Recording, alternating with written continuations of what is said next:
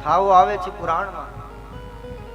પારાશર ઋષિ પહોંચેલા મહાપુરુષ પારાશર 60,000 વર્ષ સુધી જેને તપ કરેલા, અને જ્યારે ગંગા પાર કરતા હોય ત્યારે એક મત્સ્ય કન્યા, એ કન્યાનો હાથ પકડી આ પારાશર ઋષિ, પેલી કન્યા કહે, બાપજી તમે જુઓ, તમે કોણ અને હું કોણ?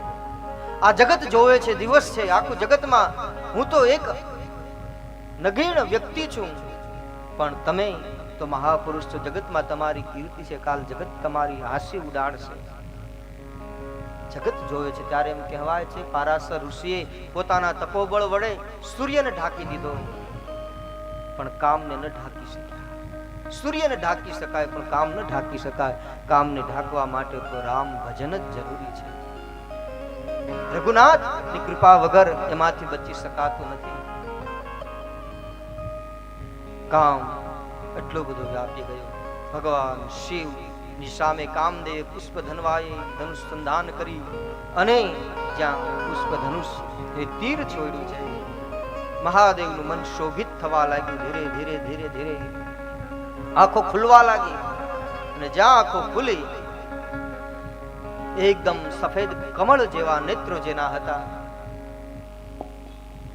અને જ્યાં નેત્રો ખુલ્યા સફેદ જોયું, મહાદેવ વિચાર કર્યું, મારી સમાધિમાં વિક્ષેપ કોણે કર્યો, ભંગ શોભિત મન કોણે કર્યું? દ્રષ્ટિ ચારે તરફ ફેરવી એક વૃક્ષને આડવા કામદેવને જોયો, અને મહાદેવના જે શ્વેત નેત્રો હતા એકદમ રક્ત બની ગયા, એકદમ લાલ થઈ ગયા. જોત જોતામાં ક્રોધ આવ્યો, અને દેવતાઓ જે પુકાર કરે, ત્યાં તો જોત જોતામાં ભગવાન શિવનું ત્રીજું નેત્ર ખુલી ગયું, અને ત્રીજા નેત્રમાંથી જ્વાળાઓ પ્રગટ થઈ, અને અગ્નિની જ્વાળાઓ ક્ષણવારમાં કામદેવને બાળીને ભસ્મ કરી નાખી. બોલે કામેશ્વર મહાદેવ કી જય. આ કામદેવના ઈશ્વર છે, કામેશ્વર મહાદેવ.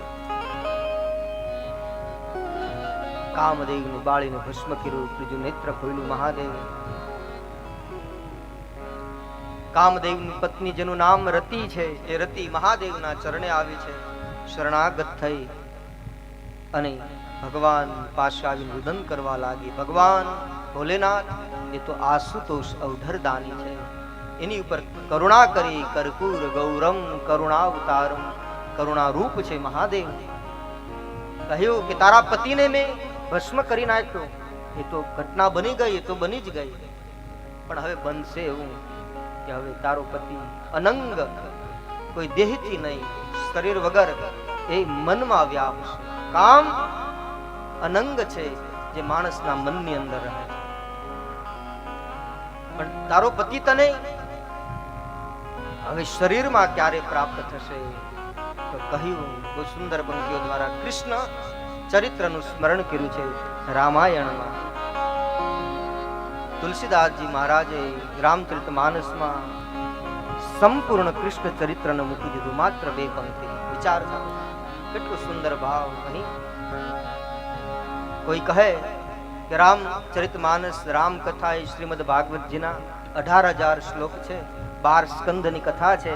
એમાં 9મા સ્કંદની અંદર ભગવાનનું ચરિત્ર લગભગ 2 અધ્યાયની અંદર રામચરિત્ર સંક્ષિપ્તમાં કહેવામાં આવ્યું છે. 2 અધ્યાયમાં કહેવામાં આવ્યું. તુલસીદાસજી રામચરિતમાનસમાં 2 ચોપાઈમાં આખું ભાગવત મૂકી દીધું. એટલા માટે નાના પુરાણ નિગમાગમ સંમતમ યદ, બધા પુરાણોનું આ સાર એમનેમ નથી કીધું. કૃષ્ણ જન્મથી લઈ અને કૃષ્ણના વંશ સુધીની કથા 2 ચોપાઈમાં કહી દીધી.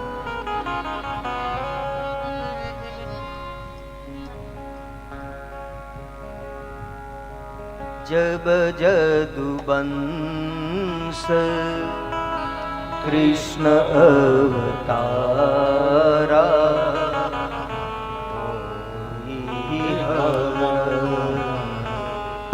महामहिमा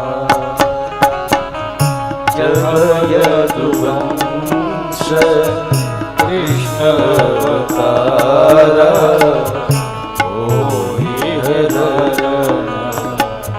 महामहिमा कृष्ण तनय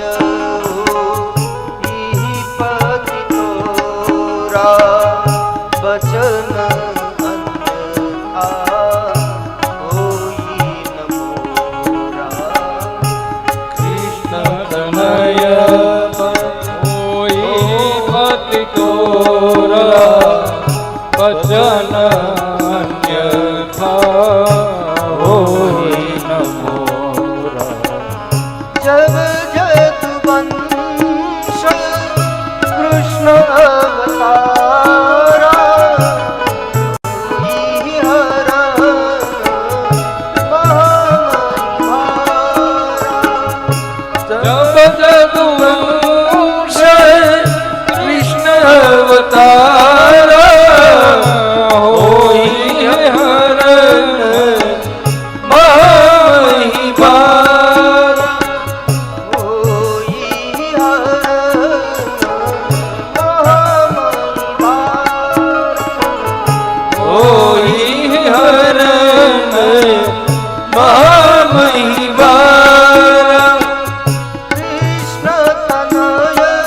બચન અન્યથા હોય ન મોરા.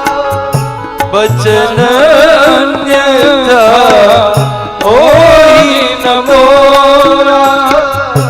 બચન અન્યથા હોય ન મોરા. બચન અન્યથા હોય ન મોરા. જબ યદુવંશ કૃષ્ણ અવતારા. જ્યારે યદુવંશમાં કૃષ્ણ અવતાર થશે, ભગવાન શિવ કામદેવની પત્ની રતિને કહે છે ત્યારે તારો પતિ તને પ્રાપ્ત થશે. એની કથા શ્રીમદ ભાગવતજીમાં આવે છે. જે કૃષ્ણ તનય કૃષ્ણ પુત્ર પ્રદ્યુમન ના રૂપમાં એ કથાનું ચરિત્ર, માયાવતી આદિનું ચરિત્ર, સમ્રાસુરની કથા શ્રીમદ ભાગવતમાં આવે છે. કૃષ્ણ તનય હોય પતિ તોરા, વચન અન્યથા હોય ન મોરા. ભગવાન શિવે વચન આપ્યું છે અને રતિ ઉપર કરુણા કરી છે. કામદેવનું કલ્યાણ થયું.